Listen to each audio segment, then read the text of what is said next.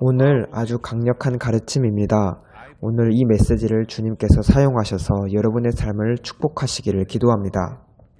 여러분을 믿음 안에서 강하게 하실 것입니다. 오늘 저와 함께 해주셔서 감사드립니다. 기도하십시다. 놀라우신 주님, 주님의 말씀에 대하여 우리가 온 마음으로 감사를 드립니다. 주님께 모든 영광과 찬양과 존귀를 드립니다. 놀라우신 예수님 이름으로 기도합니다. 아멘. 생명의 말씀이 주님께 있는데 우리가 어디로 가겠습니까? 말씀 없는 삶은 생각하기도 싫습니다. 오늘 저는 에베소서 6장에 나와 있는 그리스도인의 전신갑주에 대해 다루고 싶습니다. 왜냐하면 우리는 전쟁터에서 살고 있기 때문입니다. 우리는 어떻게 이겨야 하는지 그 방법을 알아야 합니다. 또한 우리는 계속 승리를 누려야 합니다. 에베소서 6장 10절을 읽겠습니다. 10절부터 읽겠습니다. 끝으로 너희가 주 안에서와 그 힘의 능력으로 강건하여지고, 제가 생각하기로는 바울이 여기서 끝으로 이렇게 말씀을 시작한 것은 바울은 정말 급하게 또 긴급하게 기억하라고 이 말씀을 하는 것이라고 생각합니다. 끝으로 너희가 주 안에서와 그 힘의 능력으로 강건하여지고 마귀의 간계를 능히 대적하기 위하여 하나님의 전신 갑주를 입으라. 우리의 씨름은 혈과 육을 상대하는 것이 아니요 통치자들과 권세들과 이 어둠의 세상 주관자들과 하늘에 있는 악의 영들을 상대함이라. 여기서 바울은 마귀의 군대에서 5가지의 부대에 대해 우리에게 말씀해 줍니다.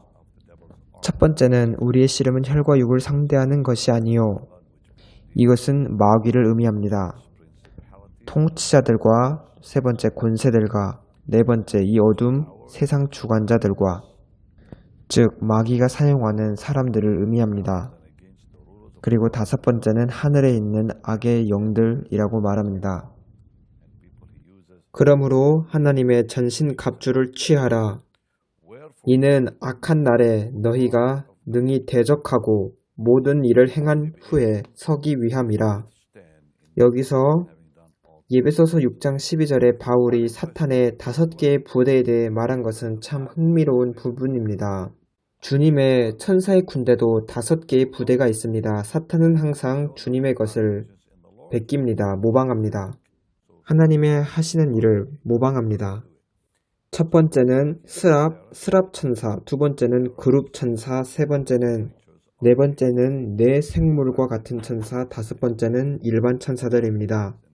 천사의 세계도 이렇게 5개로 나누어져 있는 것처럼 마귀의 세계도 5개의 부대로 나누어져 있습니다. 14절입니다. 그런즉 서서 진리로 너희 허리띠를 띠고 의의 호심경을 붙이고 평안의 복음이 준비한 것으로 신을 신고 모든 것 위에 믿음의 방패를 가지고 이로써 능히 악한 자의 모든 불화살을 소멸하고 구원의 투구와 성령의 검 곧 하나님의 말씀을 가지라. 모든 기도와 간구를 하되 항상 성령 안에서 기도하고 이를 위하여 깨어 구하기를 항상 힘쓰며 여러 성도를 위하여 구하라. 10절에 바울은 끝으로 이렇게 말합니다. 이것은 아주 긴급한 주의를 요청하는 것입니다. 바울은 그리스도인의 삶이란 전쟁하는 것과 같다고 합니다. 바울은 우리의 씨름은 영적인 씨름이라고 말씀합니다. 영적인 존재들과 영적인 원수들과 싸우는 것입니다. 육체적인 싸움이 아닙니다. 영적인 싸움을 의미합니다. 그러므로 우리는 영적인 싸움을 함으로 영적인 무기가 필요합니다. 우리는 영적인 원수를 상대하기에 영적인 무기가 필요합니다. 우리는 그리스도인으로서 2가지의 다른 영역에 속해 있다는 것을 이해해야만 합니다. 우리는 먼저 영적인 영역에 속해 있습니다. 또 우리는 육체에 속해 있습니다. 하지만 우리의 싸움은 영적인 싸움입니다. 끝으로 너희가 주 안에서와 그 힘의 능력으로 강건하여지고 이렇게 말씀합니다. 일단 주님 안에서 강건하여진다는 것이 무슨 뜻입니까? 여기서 우리의 교제에 대해 말하고 있는 것입니다. 즉 하나님과 교제를 이어가고 그 하나님과의 교제가 끊어지지 않는 사람, 이러한 사람은 아주 아름다운 능력의 장소에 있는 사람입니다. 여기서 주 안에서 강건하여지라고 말씀합니다. 즉 우리가 강건하기 위해서는 주님 안에 있어야 하는 것을 의미합니다. 즉 우리의 힘을 사용하는 것이 아니라 주님의 힘을 사용하는 것을 의미합니다. 주 안에서라는 이 단어의 뜻은 주님과의 교제를 의미합니다. 누구든지 주님과의 교제가 끊어진 사람은 힘이 없는 자들입니다. 이러한 사람들은 약하고 또 열매도 없으며 또 주님께 필요하지 않는 사람들이 됩니다. 하나님과의 교제가 끊어진 사람은 무력해지고 열매가 없으며 또 하나님이 사용하실 그런 가치를 잃어버리게 됩니다. 그래서 주 안에서 강건하여 지라는 뜻은 주님 안에서 교제를 계속하라는 말씀입니다. 그래서 주님과의 교제를 통해 우리는 전쟁터에서 주님 안에 있음으로 우리의 힘을 얻을 수 있습니다.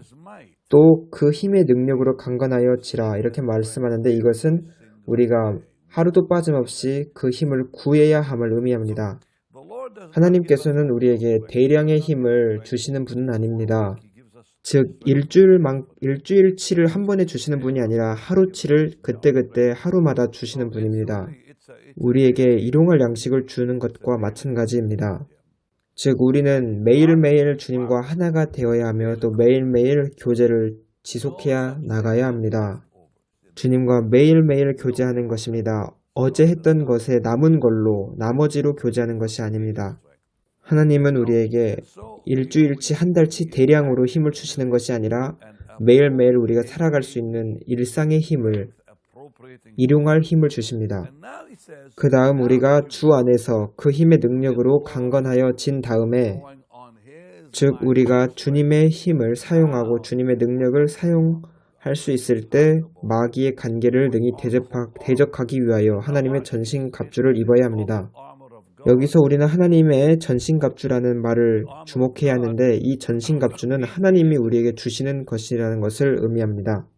우리가 그 전신갑주를 받으면 우리가 입어야 합니다. 그러면 하나님의 전신갑주는 무엇입니까?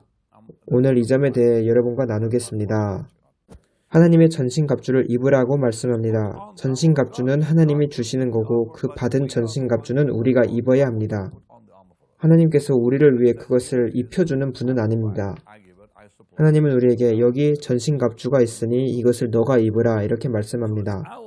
하나님의 전신갑주를 입는 것은 우리의 의무이고 우리가 해야 될 책임입니다. 그래야 우리가 마귀의 간계와 속임수와 이런 것들을 능히 대적할 수 있습니다. 우리가 하나님의 전신갑주로 무장되지 않으면 마귀의 간계를 능히 대적할 수 없고 마귀를 대항하여 설 수 없습니다. 그리고 하나님의 전신갑주는 7개의 장비로 구성되어 있습니다. 이 점은 아주 간단한 것입니다. 어떤 어려운 말을 하는 것이 아닙니다. 이것이 얼마나 간단한 말씀인지 여러분에게 말씀드리겠습니다. 누구든지 하나님의 전신갑주로 무장되지 않으면 마귀를 대항하기 위해 설 수 없습니다. 또 우리가 하나님의 전신갑주를 입으면 우리가 실패하거나 또는 넘어지는 일은 불가능합니다. 왜냐하면 영어 성경에 보면 하나님의 전신갑주를 왜 입으라 하냐면 마귀의 관계를 능히 대적하고 서기 위하여 이렇게 말씀합니다. 전신갑주를 입으면 우리가 넘어지지 않게 됩니다. 마귀의 계획과 속임수에 대해 우리가 넘어지지 않습니다. 그 후 바울은 우리의 씨름은 혈과 육을 상대하는 것이 아니라고 말씀합니다. 여기에 나와 있는 우리의 원수들은 약간 상상의 존재들이 아닙니다. 우리는 혈과 육을 상대하지 않습니다. 그 대신 우리는 통치자들과 권세들과 이 어둠의 세상 주관자들과 하늘에 있는 악의 영들을 상대합니다. 제가 아까 방금 5가지의 마귀의 군대 부대에 대해 말씀드렸습니다. 여기 나와 있는 영적인 마귀의 5개의 부대들은 상상의 존재들이 아닙니다. 우리의 실제 원수들입니다. 실제 군대들입니다. 이런 마귀의 군대들은 강력한 실제 군대입니다. 이들은 우리의 믿음을 파괴시키기를 원하고 우리가 계속 의심을 품게 만들기를 원합니다. 이들은 우리에게 겸손함을 없애기를 원하고 그 대신 교만함으로 가득 차기를 원합니다. 그리고 우리의 평화를 없애기를 원합니다. 그 대신 우리에게 혼란이 가득 차기를 원하고 우리의 또 기쁨을 빼앗고 세상의 것으로 우리 마음이 가득 차기를 원합니다. 또 세상의 더러운 것들로 우리가 가득 차고 우리가 사로잡히기를 원합니다. 이들의 공격은 단지 우리의 신체를 향하는 것이 아니라 우리의 영혼을 향하는 공격들입니다. 이 마귀의 원수들은 우리가 하나님과 함께 동행하는 그 삶에 대해 공격하기를 원합니다. 영적인 삶에 대해 공격하기를 원합니다. 그 다음 13절에서 아주 중요한 것을 말씀합니다. 그러므로 하나님의 전신갑주를 취하라. 이런 일이 있기 때문에 그러므로 하나님의 전신갑주를 취하라. 이러한 영적인 공격들이 있기 때문에 그러므로 이런 공격들이 있으므로 하나님의 전신갑주를 취하라. 이는 악한 날에 너희가 능히 대적하고 모든 일을 행한 후에 서기 위함이라. 악한 날이라는 것은 마귀가 우리를 멸망시키길 원하고 계획하는 그러한 시간을 말합니다. 마귀들은 여러분이 약해지는, 영적으로 약해지는 그때를 엿보고 있습니다. 이는 악한 날에 너희가 능히 대적하고 모든 일을 행한 후에 서기 위함이라. 우리는 이러한 사실을 이제 잘 염두에 두고 이제 명령을 우리는 받습니다. 바울은 우리에게 너가 해야 될 일을 확실히 하라 이렇게 말하는 것과 같습니다. 그러므로 확실히 하나님의 전신갑주를 취하라. 이는 너희가 악한 날에 능히 대적하고 모든 일을 행한 후에 서기 위함이라. 11절에 바울은 마귀의 관계를 능히 대적하고 격퇴하기 위해 하나님의 전신갑주를 입으라고 말합니다. 그래서 여기서 이 말씀을 통해 우리는 우리가 그 하나님의 무기를 취하였는지 확실히 우리 스스로를 점검할 필요가 있습니다. 우리는 하나님의 전신갑주와 무기를 가지고 마귀들이 우리의 믿음을 잡고 공격하기 원하는 그러한 일을 못하도록 멈추게 만들어야 합니다. 13절에 그러므로 하나님의 전신갑주를 취하라. 즉, 너 자신의 전신갑주가 아니라 하나님의 전신갑주를 취하라.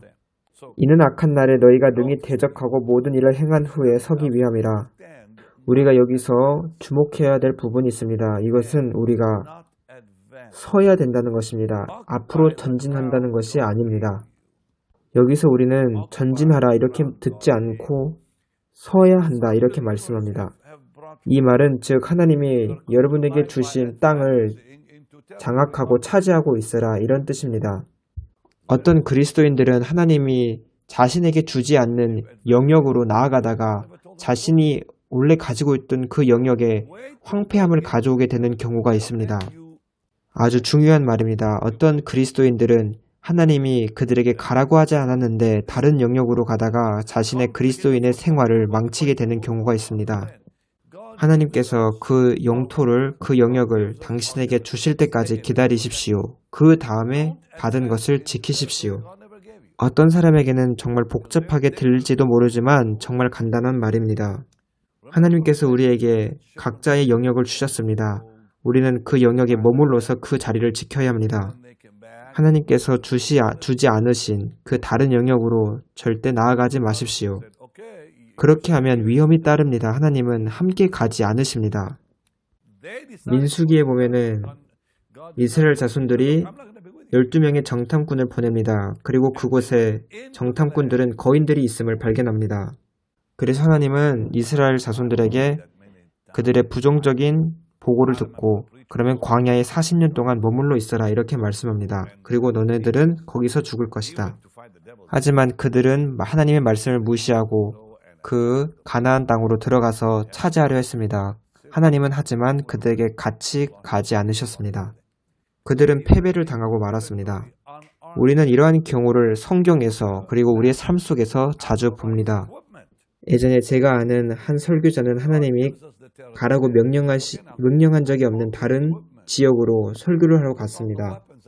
그 도시는 귀신이 장악한 도시였기 때문에 그 설교자는 자기가 마귀들과 싸우러 그 도시로 간다고 했습니다.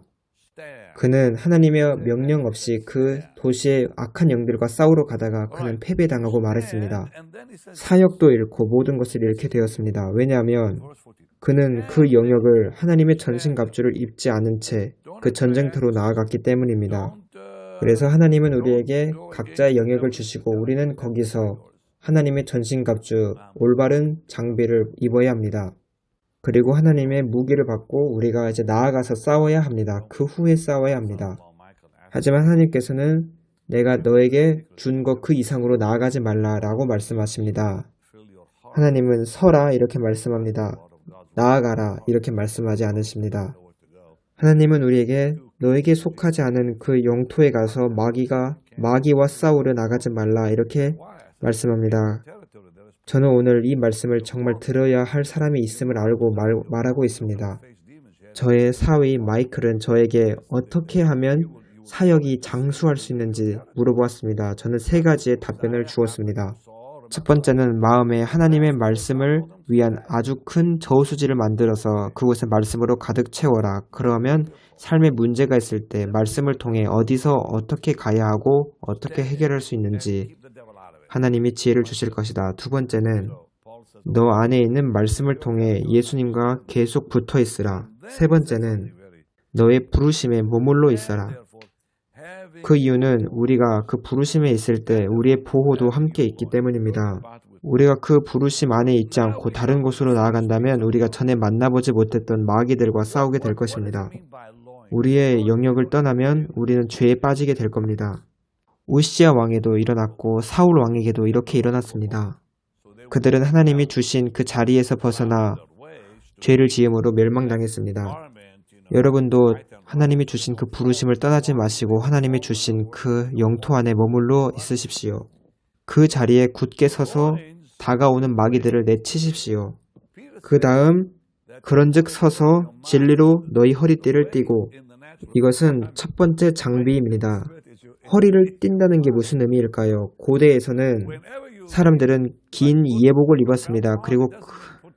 그래서 그들은 벨트를 차야 했습니다. 허리띠를 차야 했습니다.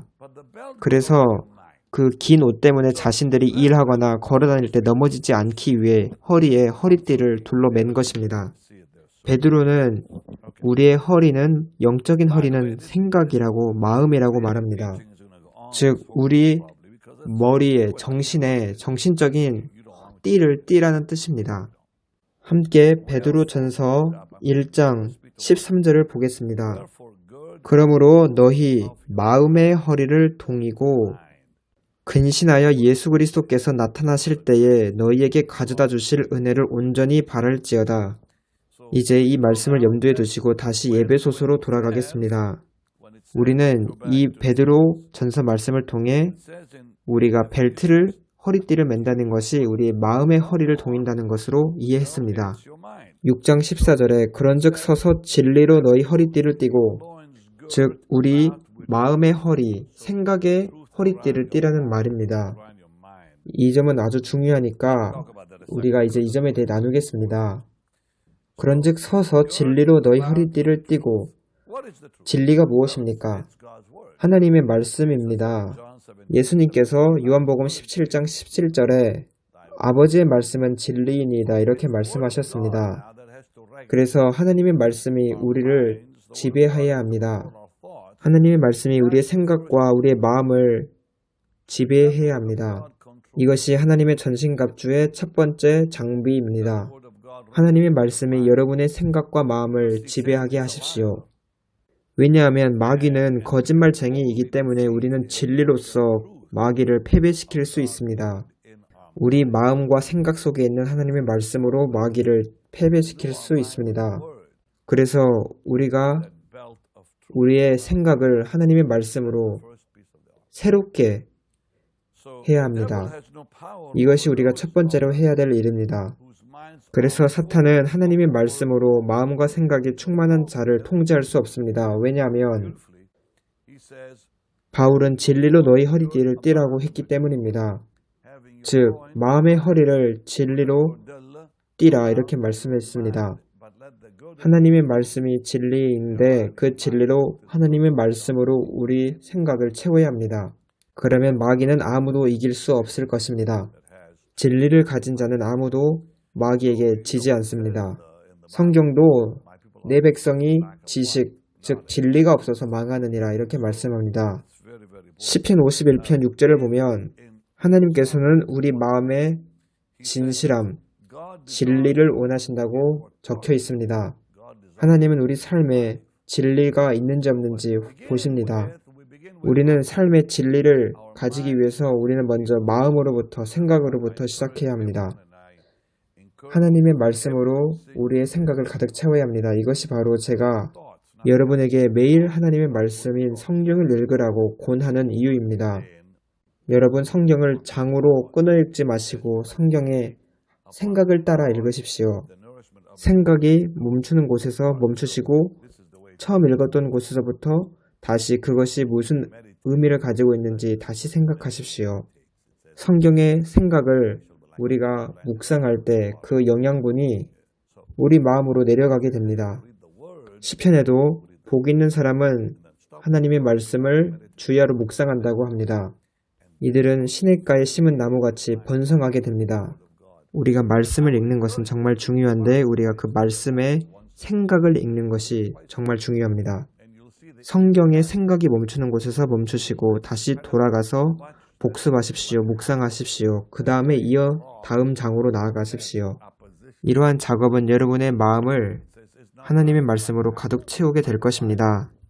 그리고 저는 여러분들이 성경을 1년에 1독하는 것이 아니라 1년에 2독하기를 진짜 권합니다. 그렇게 하면 정말 그 말씀의 영향력을 여러분은 보게 될 것입니다. 말 그대로 그 말씀이 여러분을 관통하게 될 것입니다. 이렇게 하면 하나님의 말씀은 정말 망치 같아서 우리 생각에 하나님을 대적하는 것을 다 부서뜨릴 것입니다. 하나님의 말씀은 우리 생각에서 망치처럼 또 불처럼 역사합니다.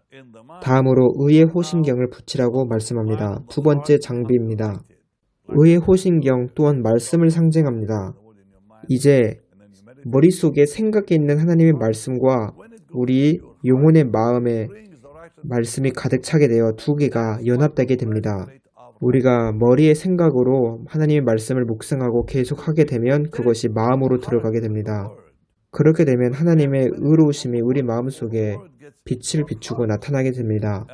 이것이 의의 호심경의 의미입니다. 우리는 우리의 마음을 말씀으로 지킵니다. 하지만 말씀이 마음으로 들어오기 전에는 먼저 생각으로 말씀을 묵상해야 합니다. 시편 37편을 보겠습니다.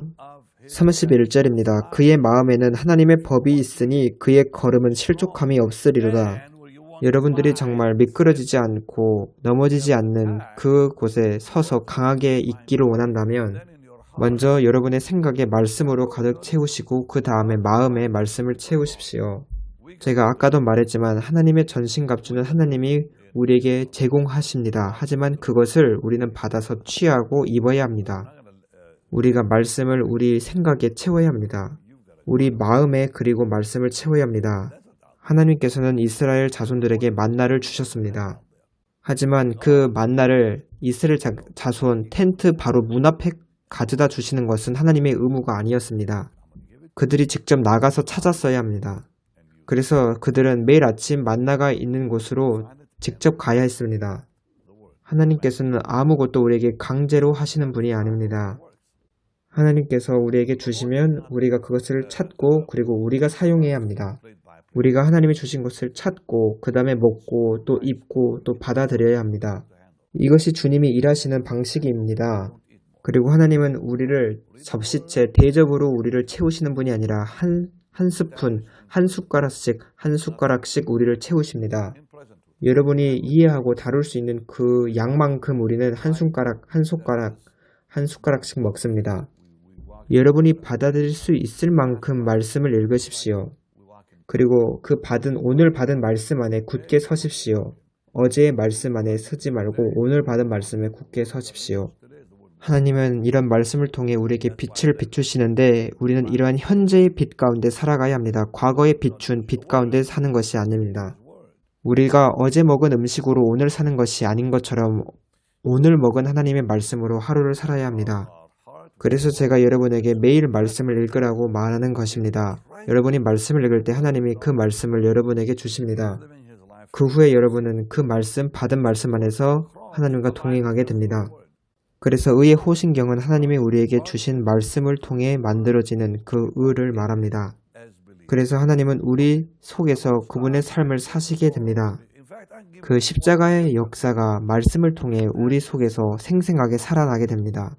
마지막으로 데살로니가 전서를 본 다음에 여러분과 함께 기도하기를 원합니다. 다음 시간에 계속 이어나가겠습니다. 제가 진도를 급하게 나가면 어떤 사람은 놓칠 것입니다. 그래서 천천히 하기를 원합니다. 5장 8절입니다. 우리는 낮에 속하였으니 정신을 차리고 믿음과 사랑의 호심경을 붙이고 구원의 소망의 투구를 쓰자. 우리가 정신을 차리지 않는다면 우리는 이 의의 호심경을 붙일 수 없습니다. 우리가 정신을 차린다는 이 의미는 우리가 하나님의 사람으로서 행하는 그 정체성을 의미합니다. 즉 우리가 하나님의 백성으로서 거룩하게 의롭게 산다는 약속과 전념과 헌신과도 같습니다. 이를 통해 우리가 세상을 우리 속으로 들어오는 것을 허락하지 않으며 마귀가 주는 유혹을 받아들이지 않습니다. 그래서 의의 호신경은 정말로 정신을 차린 상태에서 우리가 붙여야 합니다. 즉 우리가 주님께 드리는 헌신에 대해 우리가 진지해야 합니다. 기도하겠습니다. 주님의 말씀에 대해 감사를 드립니다. 이 메시지가 당신의 백성에게 정말 복이 되게 하소서. 제가 이 가르침을 계속함에 따라 주님께서는 당신의 복되신 지식의 말씀을 계속 증가시켜 주소서. 그들 속에 주님의 말씀으로 채우시고 예수님, 모든 하나님의 백성을 하나님의 눈에 눈동자처럼 지켜주옵소서. 주님의 날개 그늘 안에 그들을 감추소서. 예수님 이름으로 기도합니다. 아멘. 오늘 저와 함께 해주셔서 감사합니다. 이제 주님의 일에 드릴 시간입니다. 저는 여러분에게 계속 씨앗을 심는 것의 중요성을 상기시켜 드리고 싶습니다. 특히 여러분이 재정적인 어려움에 빠질수록 더욱 심어야 합니다. 저는 여러분과 영적으로 형제 자매고 가족이기 때문에 이렇게 말씀드립니다. 예전에 제가 아주 어떻게 빠져나와야 할지 모르는 그런 재정적 큰 어려움에 봉착해 있던 적이 있습니다. 이런 경우가 많았습니다. 하지만 우리는 이럴 때일수록 씨앗을 심어야 합니다. 물론 이것은 이 상황에서 정말 어렵습니다. 이것은 마음을 어렵게 하기 때문입니다. 하지만 우리는 순종함으로 앞으로 나아가야 합니다. 성경은 어떻게 번영과 축복이 다가오는지 말씀합니다. 첫 번째로는 우리가 주님을 사랑할 때 그러합니다. 두 번째는 주님의 말씀을 사랑하고 순종할 때입니다. 그 다음 믿음으로 나아가는 것을 의미합니다. 우리는 주님을 사랑하고 말씀을 사랑하는 것은 쉽게 보입니다. 하지만 순종하는 것은 쉽지 않아 보입니다. 때때로 하나님께서는 여러분에게 큰 액수의 돈을 생각나게 하실 때가 있을 것입니다. 그러면 여러분은 하나님과 함께 상의를 하겠지요. 정말 하나님이 주신 생각입니까? 저는 한 가지를 배웠습니다. 먼저 마귀는 절대 하나님께 돈을 드리라고 말하지 않는 존재라는 것을 저는 압니다. 하지만 하나님께서는 분명하게 이 점에 대해 말씀하시고 지속적으로도 감동을 주십니다. 우리가 재정적 어려움에서 나갈 수 있는 유일한 길은 주님께 드리는 씨앗을 심는 것입니다. 예전에 저는 수십억의 재정이 필요한 적이 있었습니다. 아주 심각한 문제였습니다. 저는 그때 시편 41편을 기억했습니다. 즉 가난한 자에게 드리고 또 주님께 드리는 것에 대해 그런 말씀이 생각났습니다. 가난한 자를 보살피는 자에게 복이 있으며 재앙의 날에 여호와께서 그를 건지시리로다. 주여 그를 그 원수들의 뜻에 맡기지 마소서. 그래서 저는 하나님 주님의 일에 제가 심겠습니다. 저는 주님의 일에 큰 액수를 심겠습니다. 이렇게 약속했습니다. 그러자 하나님은 정말 저에게 명확하게 즉시 응답하셨습니다. 주님께서는 어떤 분에게 전화를 하셨습니다. 그래서 그 여성에게 전화를 했습니다. 그 여성은 마침 그날 아침에 주님께 기도를 하고 있는데 주님께서 베니인 목사가 너에게 전화를 걸 것이다 라고 미리 알려주셨습니다. 베니인 목사는 지금 재정적인 기적이 필요하다. 그래서 그녀가 말했습니다. 기도 중에 주님께서 정말 주님이 말씀하신 것이면 그가 저에게 전화를 걸게 해주세요. 정말 놀랍게도 이 일은 사실입니다. 저희는 그 수십억이 다음날 아침까지 필요했습니다. 하지만 제가 그녀에게 전화를 하자 그녀가 먼저 아침까지 돈을 보내주겠다고 먼저 말했습니다. 저는 그날 단지 하나님께 어려운 자와 주님의 일에 씨앗을 심겠다고 했을 뿐인데 하나님은 역사하셨습니다. 우리는 믿음으로 나아가야 할 때가 있습니다. 주님, 예수님의 이름으로 그들이 씨앗을 심을 때 기적을 보게 하소서. 지금 이 메시지를 분명히 들어야 할 사람이 있을 것인데 그들에게 얼마를 심어야 할지 말씀하여 주소서. 그리고 그들이 순종해서 주님께 씨앗을 심을 때 주님께서 정확한 시간에 그들에게 재정적 기적이 일어나게 하소서.